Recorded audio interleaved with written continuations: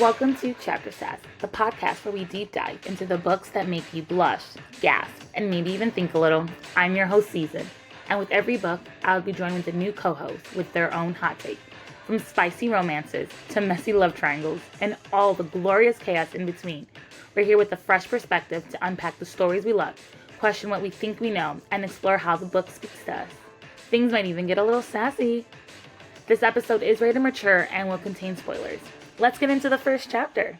Welcome back, everybody. Today we're going to be deep diving into chapters 36 through 42 of Hollow by Carolyn Peckham and Susanne Valenti, and this is book 1 of the Crown of Hearts and Chaos series. Hello, Andria. How are you? Doing good. Are you enjoying our lovely weather that we're having? Listen, it's supposed to tornado tomorrow. I feel like once a week we get a alleged tornado and it just never happens. And that's okay. But it's hot. It's real hot. It's Which means humid. I'm It's like, not that it's hot, it's humid. Hair will so be I had to. Yep. Hair will be back this whole week. You already know. Curly girls will understand this problem. If you have a curly girl head, you understand that. You understand, because there ain't no way I'm taming not one singular curl in this humidity. No, it's just so humid outside. So humid outside. I went to the gym this morning and obviously I don't put product or whatever in my hair. And I just felt my hair. I was like, oh, definitely just for work. gets bigger. That Yes. ponytail back. Bigger and bigger and frizzier, and there's almost nothing you can do. You got to get the extra edge control. Oh, yeah. No, the weather, I'm excited that it's getting warmer, but I'm also kind of annoyed that it's getting warmer because that means there's bugs. Oh, yes. And I don't like bugs. I have no idea if this is true or not, but I'm going to say it's true. Scientists come for me. But I'm O negative. Same, and I'm convinced. Yes, it has to be a thing. Compared to the family members who live in my household. Yes. I am attacked. They can smell my blood a mile away. I 100 believe. Even if it's not true, it's true. 2, and I'll have 30. And we were outside doing this same activity. Yes. I tell my whole family as soon as one shows up that my outside activities are done for the summer. I don't have the patience or energy for bug bites on my feet. That's my biggest pet peeve, is to have bug bites on my feet. No, thank you. I feel that so deeply. I also am O negative, so I can relate. Well, we can donate to each other because we can only take O negative back. So we might be universal donors. So everyone else, you're welcome. We can donate to you, but we can only take our blood back. So we can donate to each other. That's how it works. Oh my God. Okay, what are you drinking today? A huge thing of water, and I also have in my Bears cup, because I'm manifesting a good football year this early. I have a protein drink in here. Oh, I need it. Love I've been it. struggling. I had Pilates this morning, and my little calves are burning, so I'm trying to get myself together. I respect that. I have a spicy French 75 because we got to the spicy scene, y'all. So I feel like it's only appropriate for us. And I have been waiting for this the entire book, and when it finally happens, I have things to say. I cannot wait for the things that you have to say. I am here for it. Please tell me when we get to that part. All right. So this will contain spoilers because when we get to the spicy part, we're gonna say shit. And this will contain mature content because we're gonna get to the spicy part. So just a heads up. Let's get into the next chapter, everyone. But before we do, let's just kind of recap where we are. So Ferris has gone into the cursed forest so she can save her sister Rissa. And you do this by collecting all the spirits in the forest and return them to the Great Elm. Unlike everyone else in the forest, we learn that the forest wants to help Rissa complete the task of collecting all the spirits. Hendrix is our morally gray character who wants the forest boon and will do whatever necessary to claim it. We find out in these chapters why it is very important for him to collect this boon. Hendrix and Ferris are enemies to lovers. They are currently in the enemy stage of their relationship. Hendrix at first held hostage, kidnapped, whatever word you want to use, but against Ferris's will, had her, but now they've agreed to work together. And they've agreed that like May just like the best person when collecting the spirits. During this truce, it lasted like a whole 5 minutes because Hendrix captures the wolf spirit when it should have been Ferris's to capture. Ferris barely captures the raven before Hendrix does, and now Ferris realizes that she cannot trust Hendrix and uses the dragon to run away from him. This makes Hendrix very angry, and because Ferris is his, we then find out Hendrix's secret. He is the necromancer that everyone fears, and he controls all the hollows. And he will do anything to get his Ferris back. Dun, dun, dun, dun. Chapter 36. It's a Hendrix chapter. So Hendrix heads north to find Ferris because he believes that's where like she would be heading. Only stopping at nightfall and starting again at sunrise. At this point, he's not even looking for any of the spirits. He only wants Ferris. We learned that outside of the cursed forest, Hendrix can use the death spirit to like teleport or transport when he wants to, but he can't do that in the forest. So he's very, very mad about that because the Great Elm won't allow it. So I do think in book 2 is going to be interesting because I think he will be able to like transport the way that he can't here for right Okay. now. So I'm excited for this. We also get a glimpse into Hendrix's family. So Hendrix comes from a line of warriors. Because they were all warriors, many of them died before their time because they're fae, so fae typically live a long life.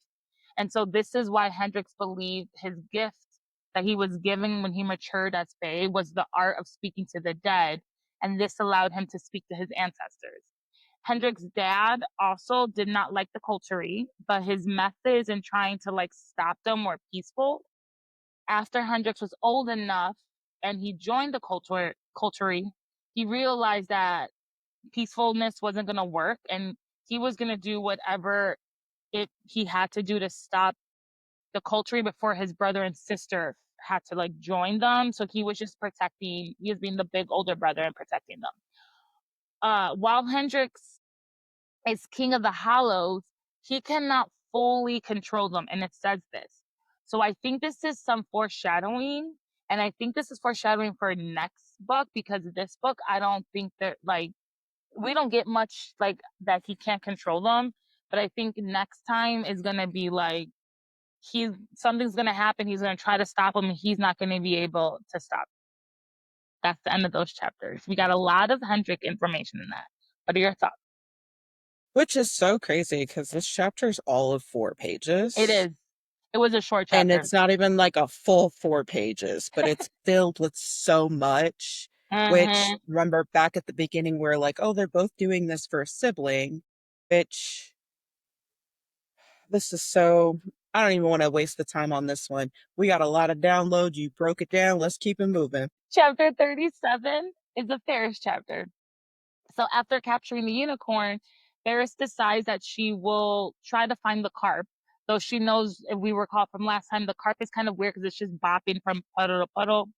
So as a few days pass, she admits to herself that she misses Hendrix. She was safer with him, obviously, but more than safety, she misses like the warmth of his body when he called her Lightwing, etc. Like she's missing the time that they spent together. Before Same. before we were getting all the Hendrix fell first, but now we're seeing that like Ferris has fallen and she's fallen hard. She's like, I want this man in my life. So Ferris is, when she's going through the forest, she's pretty sure she's being followed, but she doesn't know like who's following her and she can't, figure out where it's coming from. She also cannot call in the spirits because the dragon is mad at her, as we recall from last time. She like pissed off the dragon just dropped her in front of the unicorn. And since then, the dragon nor any of the other spirits that she has come out to help her. So when we talk about the dragon being one of the more powerful spirits, I think this shows that because they're all listening to the dragon. And then that's when Ferris sees them. A hollow is following her, but it's not just one, it's many of them. It's like almost 50. So she sets off running. And at this point, she thinks she's done. She's like, I was so close to helping Rissa and stopping this curse. And she's just like bolts running, like she is sure she's gonna die. And she just thinks like all this will be for nothing. And then all of a sudden, she hears Hendrix calling for her and she sees him. He's by a tower. She's like, you found, not only do I see my man, he has shelter. It's getting dark outside. And so she just like runs to him, screaming his name. And once they reach each other, Hendrix like gets in front of her and like kills the hollows that were following her. Ferris is very happy to see Hendrix, and she just like wraps him in a hug and like kisses him. Like she doesn't even think about it. She's just like, this is what I want to do. And then, and I'm gonna quote, Hendrix didn't kiss me like any man had ever kissed me. He possessed me with that kiss, destroyed me and consumed me and worshipped me. Meanwhile, there's dead hollows around them and it's getting dark outside, guys. Let's not forget the scenario that we are in. Then Ferris pulls away and she sees the dark magic pouring from Hendrix. And then she sees that there are about 30 hollows like locked in their spot, just like looking at her and him, like watching them. And now Ferris understands that Hendrix is Bane Crownty, the Necroman. End of chapter. Listen, I primarily locked in to their like galloping toward each other, the reunite, and him screaming Ferris. I don't know if you listen to the audio, right? Yeah. Listening to the audio, I'm like, oh man, maybe I do like this male narrator. And and then what was so crazy is how quickly the moment got ripped away. And I'm just like, oh gosh, this is so jarring. Because it was like, oh, I am alone. Oh, I need him. Oh, here he is. Oh, there was just so much. Yeah. I love that you pulled this quote, the worshipped me, consumed me, worship me. Because it's not for himself. She feels like it's for him. Like she's taking what he is giving to her, which I think is super important. Let's keep going. Well, I also wanted to say really quickly, I'm all about like fantasy is excuse me, is like make believe. And I get that, right?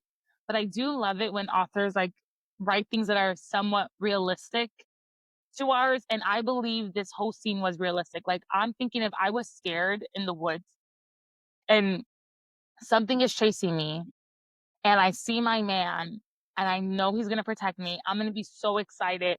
I'm gonna do all this, I'm gonna kiss him. And then I do think because I'm gonna be so up in that moment, I'm not gonna notice the magic pouring. I'm not gonna notice all the negative. I'm just gonna be like, oh my God, yes, run, right? And then like to pull away and see that, I feel like that is a very realistic thing because she's not noticing the magic when she has 50 hollows and she's running for her life. Her adrenaline is spiked. Like I think this chapter was such a realistic chapter, and I love when it's like it's fantasy, but it's a realistic fantasy type of thing. So I love it. All right, next chapter, 38. It's a Hendrix chapter, y'all. Ferris pushes him away from her, and we find out that Hendrix, our morally great character, was used the hollows to trap her and bring her to him. So this was a dangerous plan because we just found out like 2 chapters ago he cannot fully control them. So, but he literally used them to like, what if he couldn't control them and they like attacked her and killed her? Like, I think that was The a planning is zero from both of them. For the fact that it all goes back. She shows up in the forest with a dress and a slingshot, to climbing the tree, suddenly all this agility, to them awakening the dragon in the house. And he's like, let me summon the power of controlling these hollows. Spoilers, it's like 73% successful. And like, they're neither one of them is like listening to their internal person that's like, well, let's think about this for a Yes. second. You know? Yeah, I agree. I agree. I agree. I love it. Okay. So we find that, and so, and then Hendrix tells her that, and so like now she's scared, right? Because she's like seeing all this, and Hendrix tells her that like if he wanted her dead, she would have been dead a long time ago, like when he first met her. So like clearly he doesn't want her dead. Ferris is like, I want nothing to do with you. And Hendrix just like cannot take it anymore. He doesn't care what other people think of him, but he does care about what his light wing thinks of him. And so at this point, he cannot control the magic, and it's just like seeping out of him. And like they're inside, 'cause it's nighttime now. So like they're inside the tower, and like his magic is like making the floorboards like move because it's gonna break. He's like, the magic can like, is that gonna make the walls of the tower collapse? Like, and that would destroy the tower. And so they need the shelter. So Ferris realizes that and is like, okay, I'll listen to what you have to say. Because that's all Hendrix wants at this point. He just wants to tell his side of the story. So Hendrix explained that he never lied to her, even though Ferris is like, no, you lied to me about your name. Turns out his name is Hendrix Bane. Draven was his mother's maiden name. So like he just, instead of saying Bane, he just said it was Draven. And so while this is not a full lie, it's certainly not the whole truth. And Ferris like tells him, like, can I even trust you now about like how your family died and like all this? Like, how do I know that those weren't half truth? And Hendrix is not having that, and he like almost destroys the shelter again because he's like, everything about my family is true. I never lied once about that. And Hendrix tells Ferris that he doesn't want her forgiveness. Like he understands if she doesn't want to give it to him, but he does want her to hear her side, his side of the story. And Hendrix explains that yes, he did kill King Arthur. It was not for his crown like everyone says it was, and that's how he got the nickname Crown Thief. Providence will one day select a new king or queen to rule forever. And Arthur said it was him, he was the last king. But this didn't sit right with Hendrix because Arthurian would kill humans unless her faith for sport. And he knows that like the spirits are good at heart. So he's like, something's up here. The culture, like none of this makes sense. You would never be selected as like the last king. And so he essentially is like, he decides to kill the king in hopes that the new monarch would be selected by Providence, and like that would be the last monarch to go, and it would be a much better person than Arthur was. So the night that he was supposed to kill Arthur, where he did kill Arthur, he like snuck into the castle, and he was like, he studied this castle for like days in and out. I also do think that's foreshadowing because I'm thinking in part two they're gonna have to go into this castle and he's gonna know a lot where a lot of things are. Yeah. He tried to kill Arthur in his sleep, but the king woke up, and so they ended up fighting instead. In the I end, think that's foreshadowing too. yeah. Oh, why? Because there's all this King Arthur, and of course he's not, and they're being super specific. And to your point about how the castle, like, is a I love. necromancer, Yeah. I'm sure potentially we're going to meet King Arthur. Oh, because he's. Oh, I love this. That he's hollow. I love this. Yes, I didn't even think about that. Love it, love it, love it. So while they're fighting, Hendrix does manage to kill the king. And when he did, he saw Providence in the king's chamber. He said he saw a strange gray haze around the spirit, and then a blaze of violets, and then it was gone. And it was gone into the gray mist. Ferris has violet eyes, and so the mist sounds like it was controlling the spirit. Maybe it was a cage, or maybe Violet might, or I'm sorry, Violet.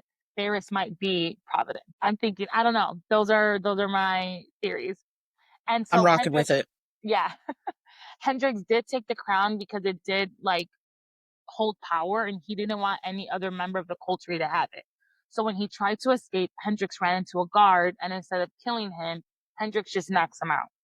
The guard did see all the blood on Hendrix's clothes and figured out he was the one to kill the king. And Hendrix thinks to himself that had he killed the guard, maybe his family would still be alive. But Hendrix just hid the crown somewhere amongst the trees in the palace. To this day, no one has found it, and Hendrix himself cannot remember exactly where it is hidden, but he knows like the proximity, just not exactly where he hid it. I also think this is foreshadowing for book two because they're gonna need this. Uh-huh. They're gonna need this crown. Yep. Yeah, and so again, Hendrix is just like beating himself up because he really does think that had he killed this guard, his family would be alive because they wouldn't have been able to say it was him who had killed the king. And so after his family was murdered, Hendrix called upon Death herself, and Death came to him. And Death said, "You are Death, and Death is thee." And Death gave him like the power that mixed with his art of speaking to the dead. And that's how the Hollows were created. And the first set of Hollows was his family. His family, then when they like woke up from this, they killed everyone around them, and Ulysses got like his army and pushed Hendrix and his family out of Rivenspire, and they now live in the Blight. And the book says they wait for me in the Blight. They have remained at my side ever since the day, caught in the grip of death, yet unable to leave this world. At first, I thought they were truly back from death, but over time, I saw that they were not.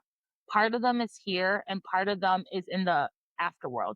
They're lost their spark, their desire to live, but still linger here in some half form that is not enough to sate them. They cannot even perish as the other hollows were able to. I have pleaded with death herself to return them to me fully or allow them to pass into death at last. There is only one way to release them from my curse, the boon. Dun, dun, dun, dun. But we also know this is the only way to free Rissa. And we also know that only one person will be granted like their wish or can collect this boon. So our lovers at some point are gonna have to pick who's gonna win this, who's gonna get their wish fulfilled to save their family. And instead of running, Ferris moves closer to Hendrix because now she understands like everything that's like been happening. And Ferris asks Hendrix if she decides to leave, will he stop her? And he says, honestly, yeah. And she's like, well, I guess I'm staying the night. And so the magic stops pouring from Hendrix. I also think this is some foreshadowing because I think she's always going to be able to like calm him and like Keep in yeah, the the yin and the yang again. yeah, the yin and the yang that they're gonna meet. Hendrix then asks, "Are you staying tonight or forever?" And at this point, I'm like, oh, because now both of our people have fallen because he's saying like, "I don't want you just today. I want you forever." And Farrah says she's not sure, but let's just focus on tonight. All right, before we get to Spice chapter, have anything to say? Listen, I don't give a damn about Rissa. At this point, his story is more convincing to me. Okay. she she don't even have a real reason for why, she needs her sister back. He's just trying to help his family move back onto the other side. I feel like he deserves it more. And I don't know if I should feel like that because it feels like it's low key her book. But No, I don't. I think he has a very good reason too, because also he's been living with this for like 600 years, right? She's been living with this for she only known Rissa this Eight. lifetime. 8 years. Yes. And this, like, she been reincarnated and regenerated over and over, but this is the first cycle, and it's only been 8 years that Rissa's Yeah. been gone. She's so stingy. She's so selfish. What? She, Mm-hmm. Mm-hmm. I Nope. believe that our morally gray man gets a W. Mm-hmm. Well, let's make it to the end and let's see. Um, let's see. All right, chapter 39. This is a Ferris chapter. And guys, after 39 chapters, we have finally reached the spicy chapter. And really, all I have to say is you have to read the chapter. I don't think I could give this chapter justice by like talking about it. I encourage you all to read chapter 39. But what I can do is pull out some passages just straight from the book to like show their love and how complex the relationship is. And that's what I can get to you. So cheers, everyone. Spice to the spicy chapter. Like to the spicy chapter. Okay, this is straight from the book, written by our lovely Twisted Sisters. And so the first one is, if this was insanity, then I would gladly be carted away for it, locked in some dark space for forever, dwelled on the feeling of his mouth against mine, his aura surrounding me like a blanket of shadow and heartache, my own reaching out to combine with his and join its pain. And this was pain. This connection between us so many hurts burned with so many hurts and wounds, which were both suffered, so many injustice and despair, and the agony in our hearts so shaped it cut us open to bleed into one another. Yet his pain was somehow a balm to mine, and hurt and want and loneliness he had endured it in it mirrored to the aches of my own soul. And as our kisses deepened and his dark power roamed wild around us, I only found myself needing more of it. Woo! Okay. You have anything to say about that passage? Okay, I'll wait till I finish and I'll let you go ahead. The next passage from our lovely Twisted Sisters. I want you, Hendrix Bane. I want you in all of your darkness and corruption. I want you in the depths and of your strength. I have lived 13 times over and have waited for you in every one of those lifetimes. I don't have to remember them all to know that's true because I can feel it, can't you? The next passage by our lovely Twisted Sisters, Bane. And she starts calling him Bane because she wants to be like, I understand the difference of who you are, and this is who it is. Bane, I gasped between kisses as he pulled back, his pupils dilating at my use of that name, and the one people hissed and curses all over Rathian. The one which had become a title more than a name, but I claimed it and I was claiming him. He was my Bane after all. So, and then the last passage I have, because it's a good, during all this, they're doing it, guys. Again, I can't do anything justice. They're doing it. But the last passage I have, and they're doing it, this is one night because they kind of do it again in the morning. But this is just this night because Hendrix Bane may have been a monster to all of Rathian and beyond, but here in the dark where we were alone, bearing the amulets knotted at our throats, so showing why they're there and why they will be separated, I found I didn't fear his claim on me at all. Dun. So beautiful. Again, guys, read the chapter. Okay, now that the night's over and it's morning, realization of their circumstances sink in.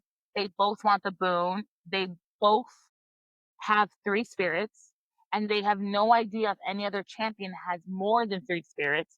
They also have to hope that all the spirits have been captured because they only have 4 days left. Also, Hendrix came in Ferris, and she's not on any form of birth control. So normally she would take a tea after, but she doesn't have it, and like the forest isn't gonna have the ingredients for this tea.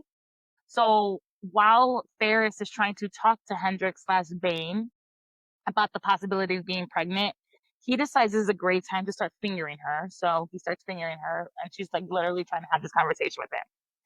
And he says, "Don't worry, pretty lightwing. My kind don't reproduce easily and never with humans. It can't happen. So you can enjoy the pleasure of my cock as often as you want it without having to fear the end with the babe in your room." And I just want to chat really quickly about real life. This real life. While this sounds like it's very unlikely that she can get pregnant, it doesn't say impossible. It just says hard. Okay. And also, let's remember she's not fully human. So when he says stuff like, About to say, I know you fucking lying. We know from the dragon that she is a spirit singer, whatever that means, and she's being reincarnated. Last I checked, humans don't do that. yeah, So, yeah, sounds like she needs this tea. And so I just want to say really quickly, like bringing it back to real life, whatever your beliefs are in Plan B, I'm not here to tell you what it is, but I just encourage you all to do your research. Because if you're ever in a similar situation, know that you have 72 hours max, possibly. And it's not even a guarantee that it'll stop It's it. not even a But you got guarantee. 72 hours to make a decision. And so I You just need to. encourage you to educate yourself, but don't let no man say, I I ain't gonna worry you're about not it. pregnant. I don't I don't even. know because you're not fully human. No, That's no, not how no, no, no. babies work. That's We don't not do how that. it works. Mm-mm. No, So no, no, please no, no. just do your research. Okay. And so Hendrix and Ferris finally decide to like get clean up and figure out what their next move is because they have limited time. Again, they have about 4 days. And Hendrix says, "Can we agree to work together until it becomes clear that one of us needs to win in order to proceed?" And she agrees, and she knows at this time that he's not gonna like take advantage of this truce or whatnot. End of chapter. What are your thoughts? Okay, I would just like to say that this chapter was 20 pages of them doing the do. 20 pages. It was a very long chat. That's why I said I encourage y'all to read it because I can't sit here and talk about people fucking and all this shit for 20 minutes. Something that stood out to me that tugged at my heartstrings, and then I'm gonna get to my little sassiness, as we Loved call it. it. Okay. Then I am glad to have waited 600 years to come seeking you, Lightwing, for no other creature has ever captivated me the way you have, and I'm fully convinced that you are worth the wait. I don't know about you, but I love shit like that. I No, love me too. I've waited. I'm glad I would wait another. Like, there's nobody that's ever. I love that. I love how dramatically romantic that is. Because in real life, people can't even wait 10 minutes these days. But Mm-mm. 600 years? Mm-hmm. Yes. Mm-hmm. I also want to call to attention the fact that she's like, I won't break. Stop being gentle with me. Listen, the confidence she has is crazy because you walked in here Good job. literally tripping. She was tripping. She was That's true. literally tripping and she was getting like, Uh, so what do you mean? And you just found out he's like, he's going through it. He controlling dead people and you tell him not to be gentle? Ma'am, know your audience, read the room. He should probably take a step back for a second. yeah. Okay, I'm going to say what I'm going to say. Say it. Respect the chapter. I respect the writing. I love the way that this chapter was written. Twisted Sisters did a wonderful job of displaying the first time with characters. They did a Uh-huh. really great job of like all of it, right? I think it went really, really well. With that being said, I'm 100% invested in the plot and I'm 100% invested in what's going to happen. And this feels out of place. This feels like it was thrown in for the sake of having this moment for them. It feels like we've been leading up to it. And so now I guess we got to have it. It, it felt random. I feel like there were other instances where it could have made sense, but now, specifically after she's come across the unicorn and they've gone apart and come back together, and there's this tower, and he's told his story, and it's just like convenient. It doesn't feel hard like everything else that they've done throughout the book. They've done so much in the book that made sense. And this, I could have done without it. I didn't Oh, need it. I didn't need it. I In fact, love it. And I you have to stay. really loved when they were in like the grain situation. That was the opportunity. Mm. That would have made sense. Because we built up to it. Now it's in the middle of the story. And then they can come apart again still as the story is written, but to throw it in, we've got what, an hour listening left. It's kind of like, okay, I felt the same way about another book I read where we had gone through so much plot, gone through so much, and she's just hanging on his every word and they never come apart and together, and then it finally happens. I'm like, no, y'all could have kept that. And I felt the same way. What's nice though is even though this is here, I'm still invested in the story. I'm still invested in the plot. So these little 20 pages, cool. Y'all got out your system. Now let's keep it moving to what I'm here for. Cause who's gonna get the boon? Are you gonna you know what I'm saying? Like Yeah. that's what I'm locked into. After I waiting so long for this spice, I don't even care no more. I don't even care. I love that's your take on that because I love that the spice. I think the Twisted Sisters do an amazing job. You have to read Zodiac Academy. Let me just tell you, you have to read Zodiac Academy. There is so much spice in there. I actually feel this way about a lot of books when it's enemies to lovers. I feel like we wait so long because we have to build up They the have to, like they're enemies for so long. Yeah. yeah, but I feel like that's a lot of books that's just not here, especially with the series. I feel like we definitely don't get the spice like way end of the book. So I guess I'm used to it, but I do see your point. But I do think book two will have significantly much more spice And I think from the it'll get make go. Yeah, sense then. yeah, Yeah. And there's a way to write in uh-huh, like a continued love story spice without it just like being dropped in. This uh-huh. felt dropped in. Oh, She just barely started to really acknowledge her feelings. And now all of a sudden she's just going to take hold of it. And then on top of that, we're going to pretend that she doesn't need her little tea for her little tonic tea. And she's just you like what? yeah. So you telling me that we do not believe as a collective fan base of this series there will not be little lightwing babies? Because I think there will. There is a possibility of it happening. I don't know if there will be, but I do believe there's a possibility because she's not fully human. Him saying my kind doesn't reproduce easily. Sure, you've been alive for 600 years. So I don't really know what the statistics are, but like that sounds like you could potentially get pregnant or have a I feel like child.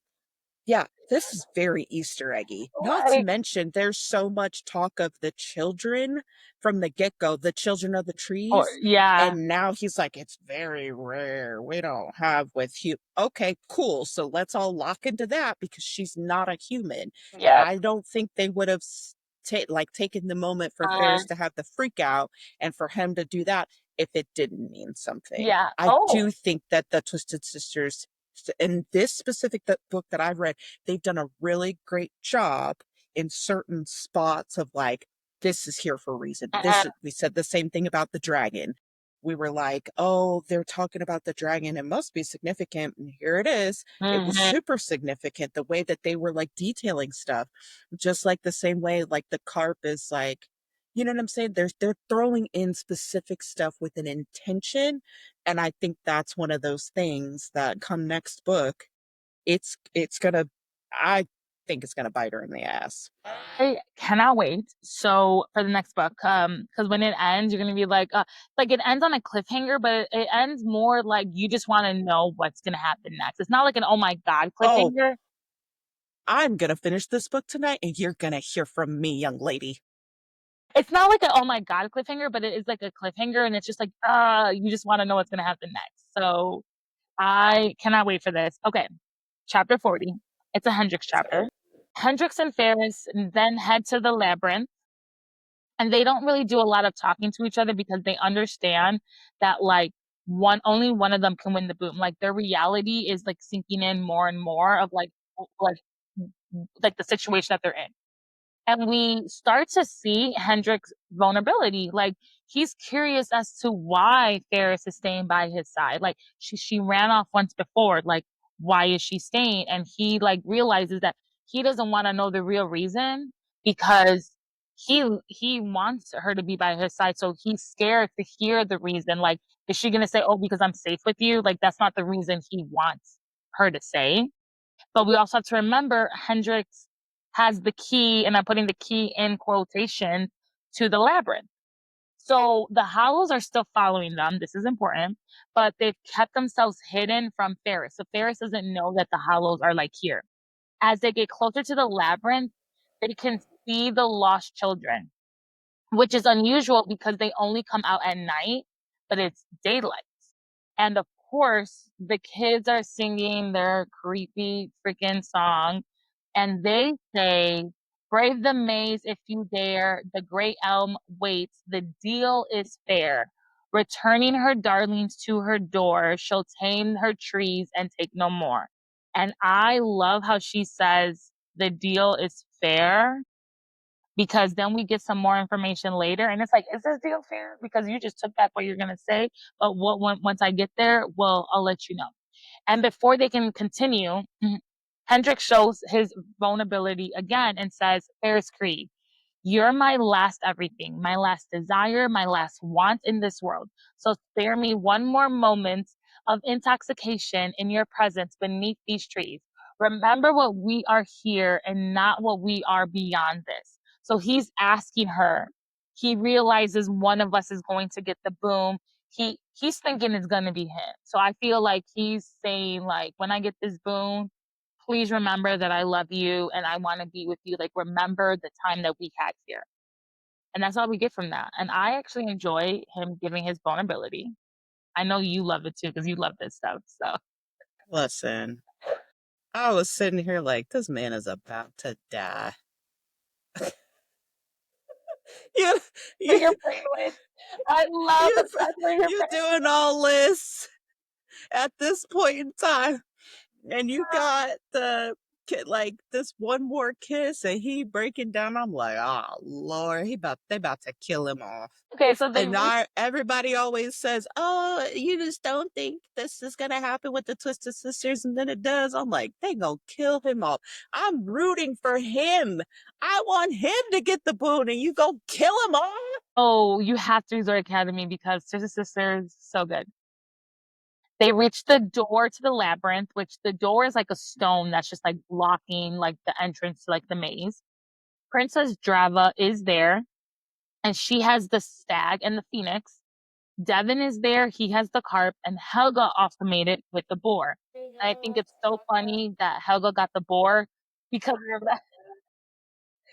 remember in the beginning when she was giving me the She's like, "Oh, fuck I think in it's the quotation. boar," Yes, and then they it go in, sounded, and she's like, "I can't even feel it." oh my god, I think it's so funny that she got Dude, the boar. This means that all the amulets are accounted for except the serpent. And only Ferris knows that Rissa said that she would bring her this spirit. So right now, Ferris is like, okay, if my sister brings me this spirit, I have the most. I have 4. Because all the other ones are accounted for. Hendrix approaches the door and tells everyone that he met with the hag and knows how to open the door. The blood of the Imperial shall unlock the labyrinth's door. And then he tells us the gift that he paid for this. I so he paid the gift to the hag was he had to give her his flesh. So she took over his body, wearing it as her own for 1 full month and did the most hideous of things with me for that time. But the price was paid and her word was true. And now I'm just thinking, you know, consent, you know, doesn't sound like the hag was giving much consent to Hendrix during this time. Um, so, but we don't know. He just said he did the most heinous of things with him. So I don't know what that could be, but I'm just going along the words of consent. So I'm very interested to get this information. wait. What are your Oh no, thoughts? yeah. Oh, okay. I thought you were saying that him and her were doing the do, kind of like a Amarantha Resand situation. I think that's what he was doing, and he was. No, no, it Oh, says she took over his body. right. But then it I also feel like said, she went out and killed a bunch of people. oh, I think she did that, but I also think because it says and did the most heinous things with me for that time. Or Oh, or she went fucking other people in his body with him in it. Yeah, like never went there until you just said right now. I was like, wait, I thought she just was killing people. yeah, like maybe he was fucking the hollows. I don't know, but this is where we are. And heinous is a very that is a word to use. And I'm just thinking of the most If heinous we thing. ever get the opportunity to talk to these authors, that is the first question I'm asked. All right, hear that, guys? That is what we want to know. If I ever get the chance to talk to Susan or Caroline, I'm going to say, listen, on page 471, you said, and I need you to confirm. My God, that's what I'm thinking. I have no idea. Uh, and honestly, Shoot. that is some stuff they would write, to be honest, and Oh based on their my. previous work. So I, We're going to find out in the next book. I bet he's going to yeah, be like, oh, you know, when I was you know I, what I'm saying? Like he's going to have like a flashback or oh something my to it. And gosh, we're going to see it yes, like, these are the things. Like, oh my oh gosh, I love man. it. Okay. So Hendrix cuts his hand and puts like the blood on the door, but the door stays closed. And of course, this can only mean one thing. I'm already like, clearly Ferris is the key, but whatever. For the plot of the book, we'll continue on with this. So then Princess Drava tries to open the door because Imperial means royal, and supposedly the blood of the Imperial shall unlock the door. The door does not open. And now Ulysses has shown up and he's like, we need more blood, slits her throat, and then like puts on her blood, like, cause she's like now dead, but there's so much blood now. This also makes them ineligible for her amulet. So I don't know why he would have killed her, but whatever, plot of the book. But during all of this, the kids are still singing their creepy songs. Devin takes Princess Drava's amulet, but this now means he has three as well because Ibis can't take Princess Drava's because they have that rule. So it has to be another Yeah. person that has to Yeah. take the amulets. Yeah. And then Hendrix immediately gets into fight mode because he's like, I have to protect my light wing. Ilistus is here. Like, he doesn't even care about the spirits or that there were other amulets. He's just like, I have to protect my light wing. He's like, yeah, I'm Yeah, not letting this happen to somebody I love no. again. Hendrix and Ulysses like start to fight, and Hendrix calls upon the Howls for help. End of chapter. Any thoughts? I mean, we said a lot, so you may not. So I want to say there's some significance to each of the amulets that we know each of the people have gotten, minus Helga, which I think that's just, you know, comedic writing Yes. at its finest. I think that was all that matters. Mhm. Remember at the beginning, they were like, what happened to Devlin? We have no idea. Well, he was out getting amulets. Yep. And I think he's somebody to pay attention to. Mhm. Um, because now he's got the phoenix and the stag.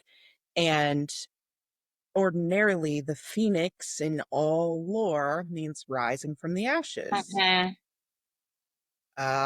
We have a necromancer, we have hollows, and Love this. Princess Strava, she got the amulet for the stag and the phoenix, and the stag is like a representation of like stuff. There's meaning behind both of those. Mhm. And for now, Devlin, who was missing at the beginning of the book, to now hold those two in addition to whichever ones he already has, I think he's going to play a bigger part, unless he dies. I don't know. Yeah. I honestly forgot because he was not an important character, so I have no idea if he lives or dies. I forgot. I'm like, what? Just thought it was so crazy. He snuck in and got those amulets once whatchamacallit Yeah. killed her. Yeah. I And was it's like, like, okay, well, part of the situation is they all need to have a certain amount of amulets or whatever. And so now he has the same amount. So we're yeah. not going to pay attention. But I don't know. Yeah. I haven't finished the book, so I don't know. Yeah. I'm going to be honest. Well, because no matter what, Ferris has the most charisma, right? Like we all know that. I honestly forgot about this. Like I truly forgot if he lives or dies. So I have no idea. Well, So he was an important character in my head, so I forgot. But anyway, chapter 41, Ferris. I'll find out next week when I reread it again. oh God. When I reread it to take notes, that is when I'll remember. Chapter 41, Ferris. So while everyone is fighting, and like, because there's all this fighting going on, the dragon says, so typical of the Fae to think themselves the only creature powerful enough to hold the key to the prophecy. And I'm like, hello, Ferris. The forest is helping you. You have been here so many times before. You were gifted to your mom and all the moms before you from the great elm. The spirits can talk to you. What more proof do you need? But for the sake of the plot, let's continue. And Ferris is like not putting two and two together. So the dragon continues to try to help her. And the dragon says, why would the key be of royal blood of the Fae? What care does the great elm have for their crowns? And then the dragon says, what does the great elm value dearly? And Ferris like goes down a list and she's like her children, she's like naming all these things. And the dragon is like, yes, she loves her children, but they are not born of her magic. And then Ferris guesses like it's the spirits, and the dragon explains that spirits do not bleed the way humans do. And finally, Ferris figures it out. She puts two and two together, and she's like, her blood is the key to open this door, and this is why she has to come to the Great Hunt every single time. So my question is, knowing this, what does this mean for Rissa? Because this is the first year that Ferris was given a sister, and she is also born of the Great Elm's magic. So could Rissa potentially be a key too, or something? I have no idea, so I'm just saying. But yeah, I just think Rissa's a little bit more important. Now that Ferris has figured out it's her blood, she has to get to the stone so like she could put her blood on it. However, she needs to like cross. Like again, remember everyone's fighting. There's hollows. Like she's like on the other side of like this field, I guess we will call it, and she needs to get past it. There's like the Fae, the other human champions. There's like all this. Everyone's just All fighting. those. Mhm. Yeah. Then Ilysus sees her and tells Benson and Jadira to go after Ferris. And right before Ferris reaches the door, Rissa shows up with the serpent. And now all 13 spirits are here. Ferris reaches the door, cuts her hand, smears her blood all over it. The door to the labyrinth opens, but that would be too easy. She just opened it and now has to just figure out this maze. That's too easy. Right, we have a book. So then as it opens, there's a little twist that we get in another form of a song or poem or however you want to do. If you're listening to the audio, it sounds like a hymn, but it says, your task near done and near come, 13 spirits brought home as one. But as your journey reaches its end, the time has come to turn on friend. Though you all have hunted well, one alone this curse shall fell. So no more will the blood rule stand. You may claim prize with swords in hand, by death or cunning, by arrow or blade. For this last task the price shall be paid. So make your choice in this final hour. Will you gift or steal their power? For when the amulets return, only one champion the boon shall earn. So this means the bloodshed rule is overturned and it's a free for all. And Ferris knows that against the Fae, she does not have a chance. So she, as of right now, has the most spirits and she runs into the labyrinth with her spirits. So that's it done. And a chapter. Any thoughts? He needs to kill her. She's just gonna regenerate again. It's fine. She is fine. It is fine. She has nothing to lose. Her family is gone because at the beginning, when she was trying to run off, they all died. And then Rissa got taken away at the beginning. She's got nothing to So we lose. don't know if her family died, but we don't know if They, they're alive. To your point, we don't know because they like kept and they're all these not even people. her real family. She Yeah. been So regenerated over and over and over again. We're okay. gonna have to kill her. Chapter 42. So everyone is like running into the maze now. Lysis is going after Ferris because she has three of the most powerful spirits. Slash, now she got the serpent. Hendrix goes after him because that's his light wing. Hendrix calls for the Hollows to like help, and he catches up to Benson and Jadira. And this is his time for payback for everything they did, especially to his family. He calls out the bear and the wolf, and they tear Benson and Jadira slowly apart. He's like, you will not get an easy death. And after they die, Hendrix does not let death have them. He turns them into hollows and sends them after their Lord Protector, Ilyses. And they're like, no, we don't want to. And he's like, I command you. And they don't have any choice but to go after Ilyses. Hendrix controls the hollows and they have to listen. And so he calls out to the rest of the spirits and some of the hollows and he tells them, go find Ferris and protect her at all costs. End of chapter. Dun, dun, dun, dun. Listen, I am so team Hendrix, Draven, Bane, Crown Thief, whatever the hell, the Necromancer. I am so team him. As soon as he turned them, I was like, let's go. So trash. Because it's like the whole book has been like you can't kill other people to get the amulets. And the whole time I'm like, well, how are they gonna get the amulets to it? And then I never ever put together that they like had to all congregate. Mhm. Like all the spirits had to congregate. And so when he turned them, I'm like, oh yeah, yeah, yeah. And it's really cool how it's written, right? Because we don't get to see the inner workings of a villain and their powers often. We see it sometimes, but Mhm. this was so cool. So cool. Love me the Twisted Sisters. Just love me. I would love to meet them in real life, quite frankly. So like they're no, they like literally Zodiac Academy is one of my favorite series. I think yeah, there's a lot of reasons. I have to read. There's like extra books been written lately, so I have to read like the extra ones. But I've read all the other ones. But Zodiac Academy is literally one of my favorite because they literally tore my heart out 100 different ways. My Then when God, I no. thought they put it back in my chest, they pulled it out again and stomped on it 20 different ways. So there's just it, but it's good. I think it's good writing. I think it keeps me on my toes. I can't predict what's gonna happen. I love it. So I love it. think my plan for Zodiac Academy is between now and Christmas to collect all of everything. So Uh-huh. like the Ruthless Bay, the Yes. Never Keep, and And yeah, then the rest of yes. Zodiac Academy. So that come Christmas for the month of December, that'll just be my It is series that I latch onto for the month. yes, it is like yeah, I like I said love it when so I think I read the first book of Zodiac Academy. It was like a free book that I got off like first reads, whatever, Amazon, and I probably had it in my Yeah, yeah. Kindle for like 2 years, whatever, and hadn't read it. Then I read it and I was on vacation. I was like, oh my God, I'm very interested. And then I was like, oh, I'll just wait for my local library because I believe in supporting the library. It took, I don't know, like months for me to finally get it. And when I got it, because book one ends on a cliffhanger, but it's not like, oh my God, cliffhanger. And then I got book two, and then it ends. And again, I just waited for the next book at the library. I had to wait a few months. I was like, cool, whatever.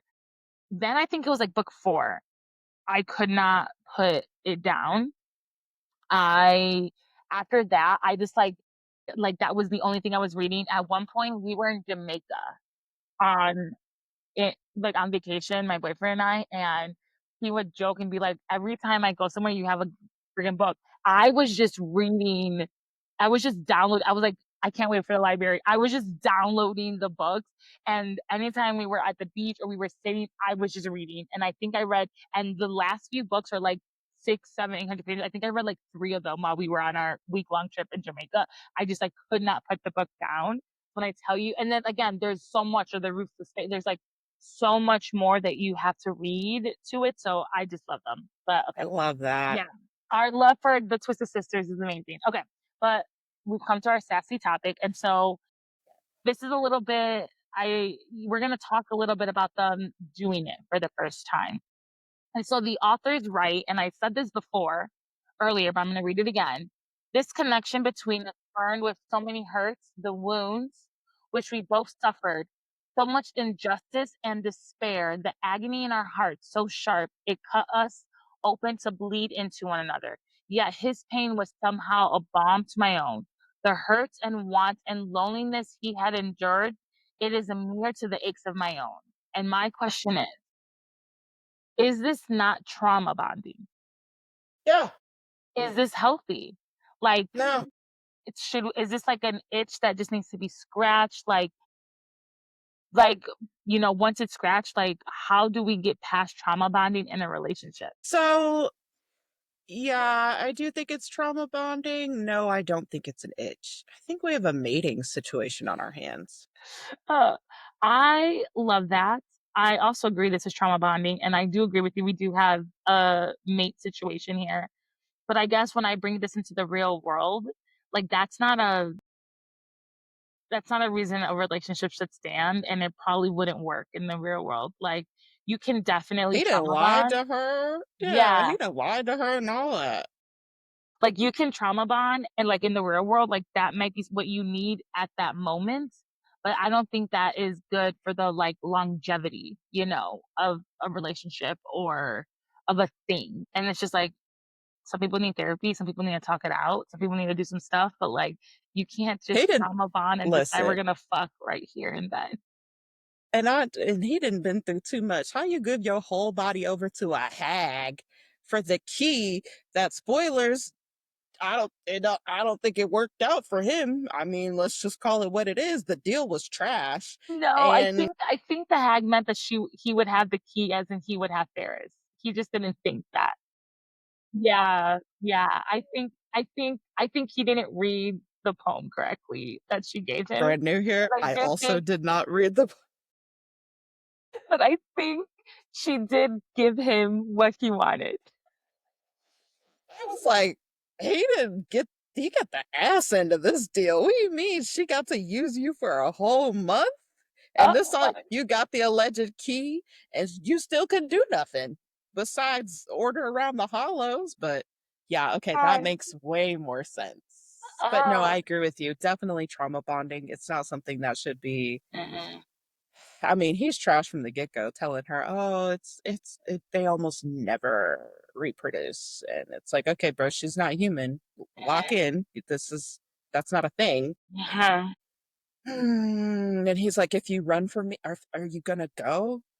Because I'm gonna keep coming to find you, which she keeps proving. Which, Uh-huh. amen to that. Like, you gonna keep finding her? I'm here for it. He Uh-huh. putting in the work. I really like him more than Ferris, low key. And that's okay. I think books, some especially morally great characters, I think we are meant to like them more. That in itself may tell us we're a little fucked up in our heads because they've, done so much bad stuff. But I think morally great characters are meant for us to like at the end of the day. Yep, We all yep, love Zayden. We all love Risan. We all, there's so many more. Like, I think we are meant to love them at the end of the day.